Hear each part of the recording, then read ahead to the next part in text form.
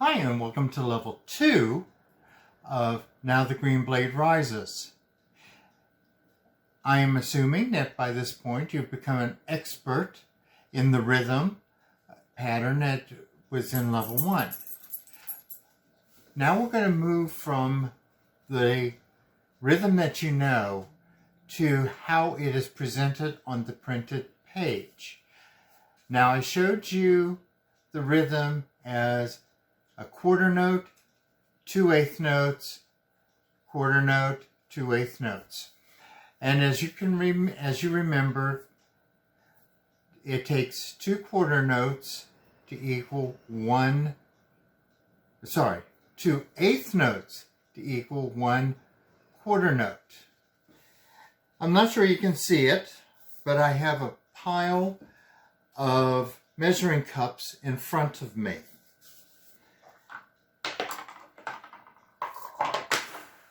I have a quarter cup. I have 2 quarter cups. And as every cook knows, if you take 2 quarter cups, makes a half cup. Hopefully it'll work. Now if you take 4 quarter cups, it makes 2 half cups. I had it working earlier.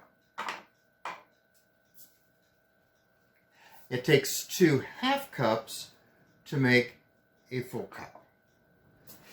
And that is a constant in music, that 4 quarter notes equals 2 half notes, which equals 1 whole note. Now, up to this point, you are familiar with that. You're familiar with 8th notes. But what if you want to break it down even further? You take your 8th note, give it a second flag or a second beam, and you can have 16 notes equal 1 whole note. Or 16 notes, let me start that again. 2 16th notes equals 1/8 note. 2 8th notes equal a quarter note. 4 16th notes equal a quarter note.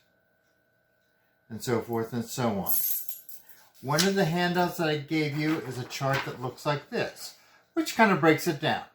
A whole note equals 2 half notes, which equals 4 quarter notes, which equals 8 eighth notes, which equals 16 16th notes.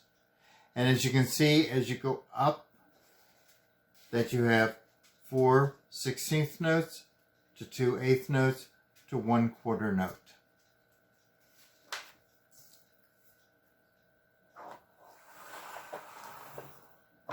And that is a constant in music. The 2 16th notes equal 1/8 note is a constant. How fast you play them, on the other hand, depends on the tempo of the piece.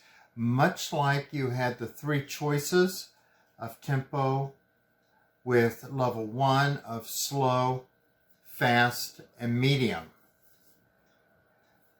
It's the same thing. Just because you see a 16th note does not mean it's fast. It just means that there's 2 of them to an 8th note. Your other handout looks like this. The first line is what you had last week as a rhythm. 1, 2, and 3, 4, and 1, and 2, and 3, 4, and. Now if you look at the second line, this is how it will look on the printed page. This is how it will look in the music. It is in 4/4 time, but if you keep counting the rhythm the way you were shown in level 1, you end up with 1, 2, and 3, 4, and 1, and 2, and 3, 4, and. It's the same rhythm. It's the same identical rhythm. If you take the ones and circle them, I'm not sure you can see it, the ones and circle them, you'll see that it's the same pattern in that you have a long, short, short, long, short, short, short, short, short, short, long, short, short. I much prefer to do the 1, 2, and 3, 4, and 1, and 2, and 3, 4, and 1, 2, and 3, 4, and 1, and 2, and 3, 4, and.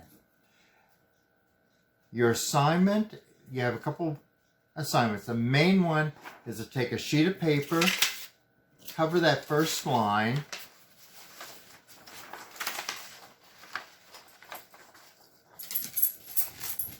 and practice the second line. Get used to seeing it. Don't let it throw you. It is the same pattern, but just kind of get used to playing it using, there you go, something like that. Just seeing the second line. Now, a couple other things that you should practice, and that is practice the rhythm, again, with your spoons or whatever, with both hands playing together. Also practice where your dominant hand, right hand or left hand, whichever one is your dominant hand, I don't really care. You do. That's the important part. That you try to hit the one beat with your dominant hand and then alternate non-dominant, dominant, non-dominant, dominant. But try to emphasize that first beat. And the easiest way to do that is to use your dominant hand.